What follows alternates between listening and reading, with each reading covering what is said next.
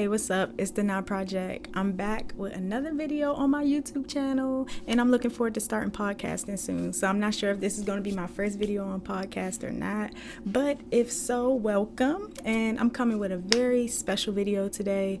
It's just coming from scrolling on social media and stuff like that. My algorithm is very Christian because I like a lot of Christian content, and it's people giving words of encouragement or sermons and just people speaking of the Bible and giving their perceptions or experiences.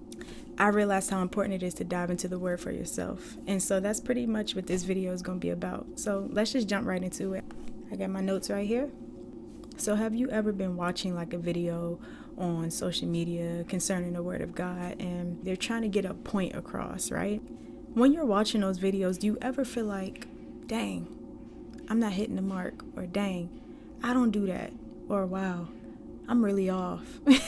Part of that is conviction. So there's a possibility, yes, you may need to do something better, or you're missing the mark, and we so often do. You're gonna mess up, but just don't keep messing up.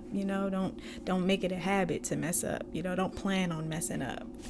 You're watching it, and yeah, there's a part of conviction in it, but the way that God gave them that word, the way that they experienced that thing with God was all personal. Everybody has their own experiences. Everybody has their own mind, their own life. Everybody is different. So the way he may speak to me may not look like you.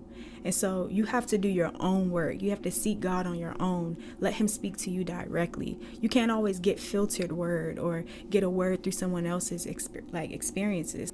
There's nothing wrong with listening to other people, their lives, their testimonies, content about the Lord and sermons and all that. It plays a huge role in your faith, building of your faith.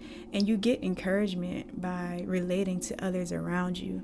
I'm simply just illuminating the importance it is to grow near to God for yourself. It can get discouraging depending on words from other people, because when God gives them a revelation, it's pertaining to their personal life. It's connected to their emotions and their opinions and a very personal experience that they went through. So if you compare and contrast your life to theirs, you're going to always feel like you're doing something wrong, because y'all are two different people.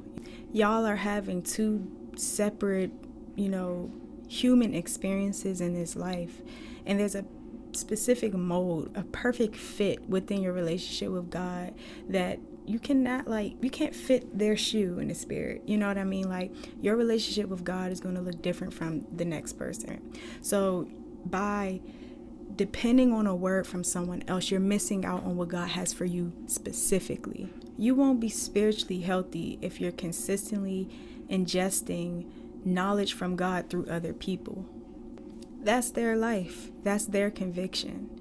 That's their past traumas and experiences. That's what God did for them personally. And he wants to do the same for you, but it isn't going to look like them, because he knows exactly who you are, what you've been through, where you're going. If you want to know how you're supposed to be doing that, or even what that looks like, I wrote this. If you want more of him, you will go after him for yourself and get serious about what proximity you have with him. The closer you get to him, the more free you become. You begin to shift, transform, and change into someone you could only imagine to be. Humble in spirit, kind, patient, carriers of peace, a light in the world, favored by God, trusted by God, a friend and a child of God, where you become and have a desire to be just like him, more like him. God shouldn't be far off from you. You shouldn't be learning about God from a distance. Jesus is literally your friend. He said it. Are you in close proximity with your friends? I'm talking about in the physical realm. Your best friend, just think about them. How close are you to your best friend? How often do you talk to them? Do you learn things about your friend through social media? Do you learn things about your friend through other people? No, you talk directly to your friend. You and your friend have a very close, a very intimate line of communication. And that's what it looks like with God. Don't be lazy in your pursuit of God. Go after him, because he has everything that you need. The best part about God is that he's such a gentleman to where he's not going to force anything on you. He's not going to force himself. He's not going to force his goodness. Like, he wants you to seek him. And if you seek him, you will find, right? If you knock, the door will be open. If you ask, you will receive. But if you don't, you can't be mad at God about that. It's available.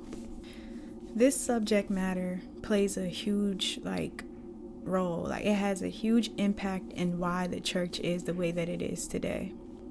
Regular churchgoers go to service on Sunday, and that's the closest they are to God. When they leave church, they literally live their lives opposite of their faith. They live a totally opposite life, and the fruits show. If you feel like you always need a new dose of the Lord, or like you're never fulfilled because there's total satisfaction in his presence and being connected to the Lord, you have a never-ending well, right? If you feel like you always need more and you need Sunday to come so that you could get another dose, that's because you left God at church. And so you're going back to church to try to pick him back up. But don't just pick him up, take him with you, right? That's what being a disciple of the Lord is like. And so outside of church, now we're speaking about social media, and we're seeing how people have so many options on social media, me included. You got a section of God in one place, but then you have all of this other here. Set aside a time to pray and a time to be in your word and really meditating on the word and studying it and praying about what you're reading. Let yourself reflect on those things. When you're watching a sermon or you're watching a video on TikTok or Instagram, somebody speaking of the Lord, you're not really reflecting. You're just hearing someone speak to you. You're just listening to just words coming in, but you're not taking time to really meditate on it. And if you are, that's awesome. Again, there's nothing wrong with it, but it is when it's your primary source, when the only word that you're getting from God is through someone else. The only word that you're getting from God is through church or when you are in the building. That's not enough. If you're like that, it will cause you to end up being double-minded, unstable. You know what I mean? It will cause you to be unbalanced.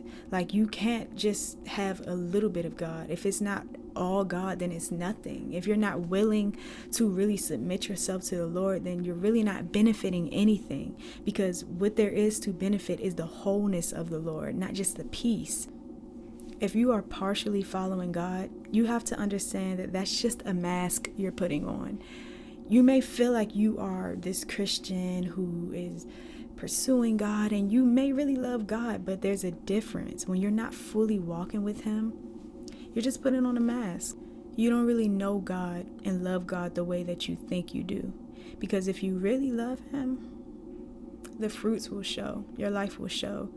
And it's not an easy walk, and that will show. If you don't suffer with the Lord, then you can't reign with him. And so it's a lot easier to just scroll and get the word instead of taking the time out and really dedicating it to the Lord. It's a lot easier to just say, oh yeah, I'm going to go to church. Oh yeah, and that's enough. I check it off my box, instead of really devoting yourself to the Lord. Serving two masters, living for the world and trying to live for God. Not fully pursuing God or seeking him and humbling yourself is a very dangerous way to live your life. I know all the things you do, that you are neither hot nor cold. I wish that you were one or the other, but since you are lukewarm, neither hot nor cold, I will spit you out of my mouth. It's not enough to just get some of God, because he offers way too much. You're missing out on way too much. That little bit that you're getting, it's just a very small percentage of what God gives. Living a life consumed by God, living a life in the shadow of the Almighty, is the safest place that you can be. And living it genuinely, transparently, where repentance is normal, when you really truly are humble and not just saying it, that's the way. And so my point, once again, of this video is just to express how much God desires an intimacy between you two. It's not enough to just partially get him, just to scroll and receive him, just to hear about him, a reminder here and there. Sunday service. That's not enough. He wants your attention. He wants your time. He wants your life. He wants your mind. He wants your heart. He wants everything that you are. And not selfishly, but because he literally is the best option. But I understand everybody is different. Some people have to experience it first to believe it. Some people have to see it before they believe it. But you got a chance not to be that person. You can either believe it or you can see for yourself. But again, that's a scary place to be. Hey, that's all I got for y'all today. Follow me on all my social media platforms. I'm excited to continue on making these videos because it just feels right, And I won't just only do videos like this. I want to tell stories and all of that as well. So let's get it. Hey, I love y'all. Have a great day.